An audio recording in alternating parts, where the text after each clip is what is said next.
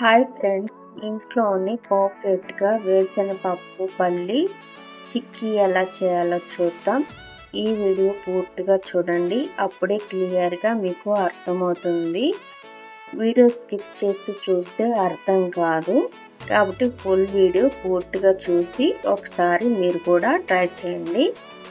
ఇప్పుడు stove on చేసుకొని కడాయి పెట్టుకోవాలి. 1 కప్పు బెల్లం వేసుకొని అరకప్పు వాటర్ వేసుకోవాలి. పాకం వచ్చేంత వరకు కలుపుతూ ఉండాలి.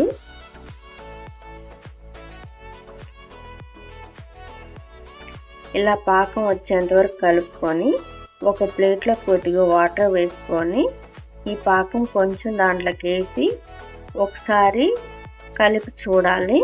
పాకం గట్టిపడితే పాకం రెడీ అయిపోయినట్టే. ఇప్పుడు వేరుశనగపప్పు వేగించి పొట్టు తీసుకొని 1 కప్పు దీంట్లోకి అయితే వేసుకోవాలి.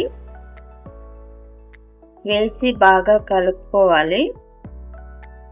ఇలా 1 నిమిషం పాటు బాగా కలిసిపోయాక సపరేట్గా ఒక ప్లేట్ తీసుకొని పూర్తిగా స్ప్రెడ్ అయిపోవాలి, అట్లాగా పెట్టుకోవాలన్నమాట. ఒక 10 నిమిషాల పాటు బాగా చల్లారాక చిన్న చిన్న పీసెస్గా కట్ చేసుకోవాలి. అంతే అండి, రెడీ అయిపోయింది. కరకరలాడి వేరుశనగపప్పు పల్లి చిక్కీ రెడీ అయిపోయినట్టే.